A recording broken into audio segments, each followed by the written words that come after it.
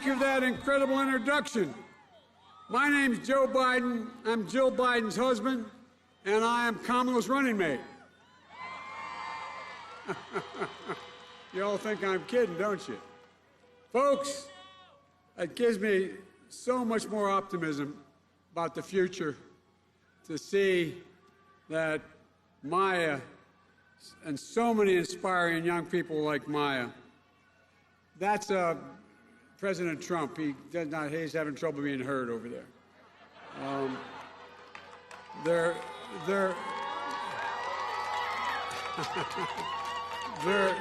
They're a very polite bunch.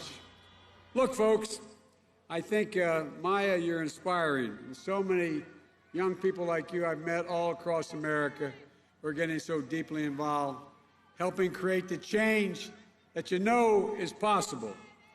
You know, and of course, I know you've had an incredible role model in Marikisha Lance Bottoms. I tell you what, she is something else. First of all, two things you got to know about her when you meet her. Number one, understand she's smarter than you. That's the first thing I had to learn. And the second thing is she's got a backbone like a ramrod, and she has a moral compass that's true north. I really admire her. You've done an incredible job, Mayor. You're a powerhouse of a leader, and you've helped shape and support this campaign from the earliest days. So I want to thank you, Mayor Bottoms, for your vision, your partnership, and your commitment to the campaign and the people of Atlanta. And thank you, Common. And offset, I tell you what, I know that's the real reason you came, the entertainment. I don't blame you. But I tell you what, they're great to meet them both, and they're for them energizing and sharing their message of hope with all of us. I also want to recognize the elected officials joining us today. Representative Billy Mitchell, Representative Calvin Smyrie, who have been with us from the very beginning of this campaign. And we got to send back to the United States House of Representatives Lucy and Hank and Stanford. All three of them are first-rate congresspersons. Because if I win, I'm going to need them badly. And by the way, Nakimu, I think it's important that you win as well, along with Carolyn Bordeaux. Folks, I think we're going to surprise the living devil out of everybody this year. I can't tell you how important it is that we flip the United States Senate. There's no state more consequential than Georgia in that fight. You have two competitive races here at stake. You have two great candidates who are going to need all the support they can get. Reverend Warnock and John Ossoff, both great candidates. No, they really are. And by the way, if we had told you all a year ago, or told those guys out in the street a year ago, good to see you, man. Told all those guys out in the street there a year ago how competitive Georgia was going to be, you would have all looked at one another like you're crazy. But look, it doesn't take long for people to figure out when the game is up. You know, when the Carney show goes through town the first time and people find out there's no pea under any one of the three shells, the next time it comes back, it doesn't get much attention. Well, that's what the Trump administration has done. Let's give the people of Georgia two new senators who'll fight for your interests, not for Donald Trump's interests. And not continue, as Perdue and others have, to make fun of my running mate. I love how these guys try to degrade everything and everybody. It's got to stop, and it's going to stop with us. Folks, it's go time. There's 1 week left. Millions of Americans, over 60 million Americans, have already voted, and millions more by the end of this week. I believe when you use your power, the power to vote will change the course of this country. Right here in Georgia with all of you. These are the final days, so keep that sense of empowerment with you, that sense of optimism, what we can do, what we will do, what we can overcome, what we will overcome. Look, folks, I've been around a while, but I've never been more optimistic about America or the American people than I am right today. But I know it's hard. Over the past few months, there's been so much pain, so much suffering, so much loss in America. More than 225,000 dead Americans because of COVID-19. 7,800 right here in Georgia. And millions of people are out of work, on the edge. They can't see the light at the end of the tunnel, and Donald Trump has given up. Over the weekend, his chief of staff of the White House said, I quote, "We're not going to control the pandemic." At the debate last week, Donald Trump looked at me and said, "We're rounding the corner." As my grandfather would say, he's rounding the bend. He said it's going to go away. We're learning to live with it. I told him, we're not learning to live with it. You're asking people to learn to die with it, and it's wrong. Donald Trump has waved the white flag, abandoned our families, and surrendered to this virus. But the American people don't give up. They don't give in, and surely they don't cower, and neither will I. I will put in place the plan to deal with this pandemic responsibly, bringing this country together with testing, tracing, and masking. It's estimated that if we wore masks the next few months by his own experts in the CDC and other agencies, if we wore this mask the next few months, we'd save 100,000 lives. 100,000. It's estimated we lost over 135,000 lives so far needlessly because he's done virtually nothing. But still, Donald Trump refuses to listen to science. We shouldn't be politicizing this race for a vaccine.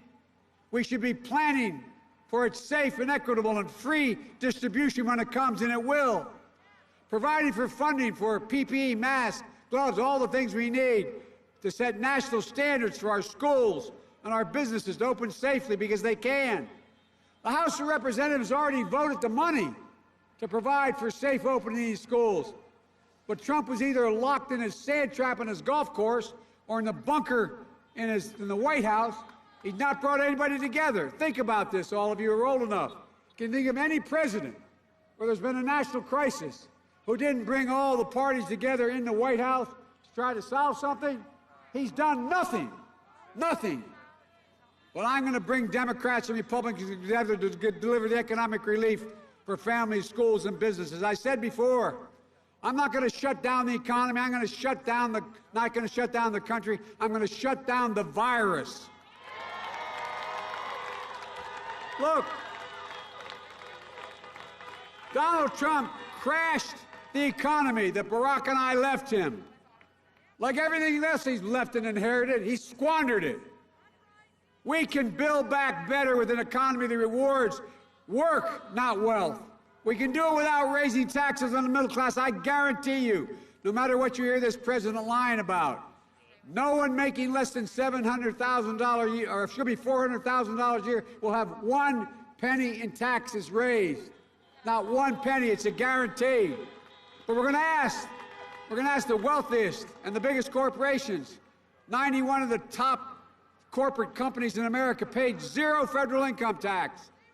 We're going to ask them to begin to pay their fair share. No one will pay at a higher rate than they paid at the beginning of the Bush administration. That's who we'll deliver tax relief for, working families, the middle class, to help them buy their first home, help them pay for their health care premiums, or child care, or caring for an aged loved one. Trump got a Supreme Court justice, and you know why he did it? It's clear to everybody now, to destroy the Affordable Care Act, to take away the health care for 20 million Americans who have it, and over 100,000 who are covered because they have pre-existing conditions for the first time, including 340,000 Georgians.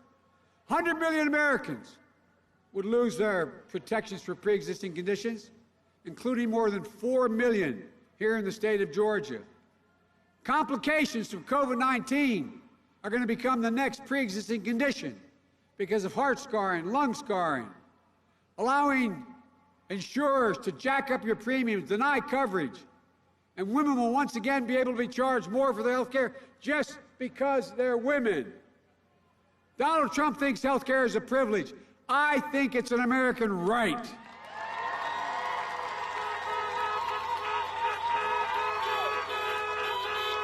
Look, And if we all get out and vote, you'll not only restore Obamacare, but we'll strengthen it and build on it. So you can keep your private insurance or choose a Medicare-like public option. We'll increase subsidies and lower your premiums and deductions, out-of-pocket spending, reduce prescription costs by 60%. That's what the experts are telling me. And they'll tell you. We're going to make sure we keep the protections for people with pre-existing conditions. And by the way, I'll protect Social Security and Medicare. Meanwhile, Donald Trump says if he's reelected, he's going to change how we fund it. Ladies and gentlemen, the actuary at Social Security said if he does what he's proposing, if he's reelected, Social Security will be bankrupt by 2023. Go home and tell your parents who work like hell for that, that's coming up. Donald Trump fails to condemn white supremacy. He doesn't believe there's systemic racism as a problem. And he won't say Black Lives Matter because they do. We know they matter.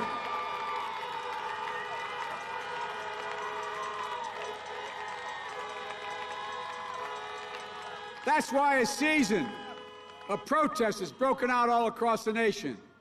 Protesting, though, is not burning and looting. Violence can never be a tactic or tolerated, and it won't.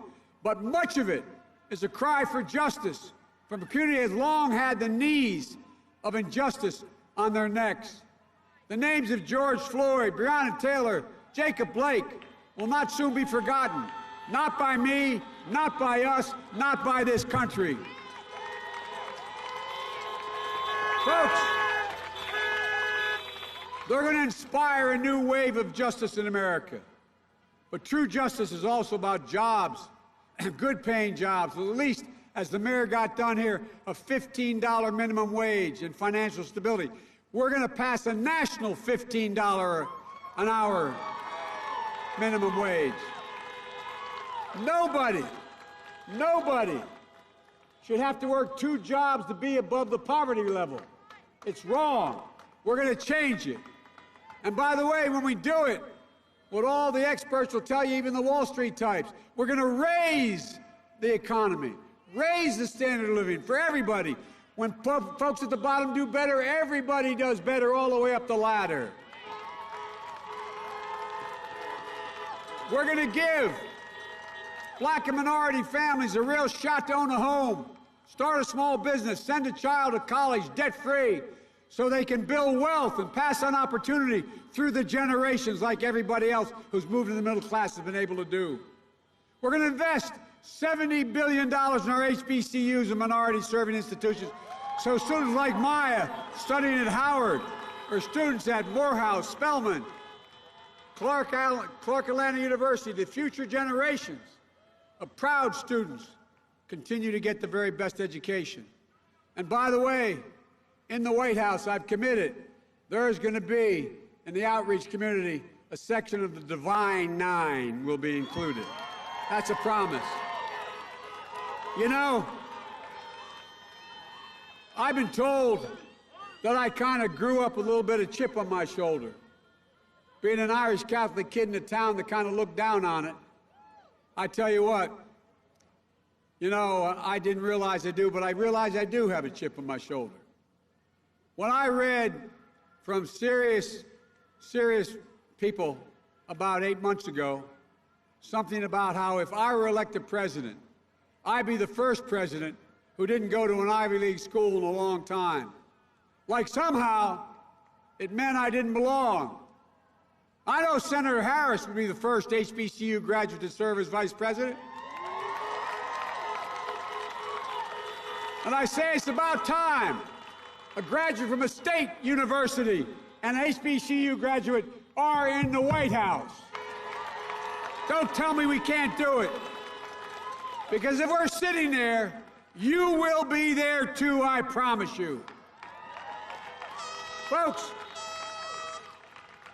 I'm optimistic because I know that we can meet the challenge of the climate crisis by unleashing American ingenuity and manufacturing to create millions of new, high-paying jobs, investing in technology and research. Folks, this is all within our capacity. We can do this.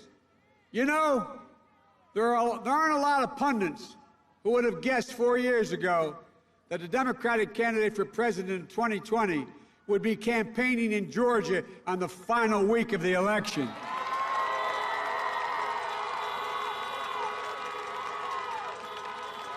Or that we'd have such competitive Senate races in Georgia. But we do, because something's happening here in Georgia and across America. People of different races, backgrounds, Democrats, Republicans, Independents, they're coming together to transcend the old divides and show what's possible. And this is the most important election in any of your lifetimes. It's a battle, as I said at the outset, for the soul of America. And we're showing who we are. You and I, Reverend Warnock, John Ossoff, all of us. This country can't afford 4 more years of Donald Trump and Mitch McConnell. They can't afford 4 more years of leaders who think they're the only responsible for people who vote for them. Folks, I don't see America that way. This has to change, and it will change with me. Every American, including the guys on the other side of the fence, will be seen and heard and respected by me. If elected president, there will be no red states or blue states. There will only be the United States of America.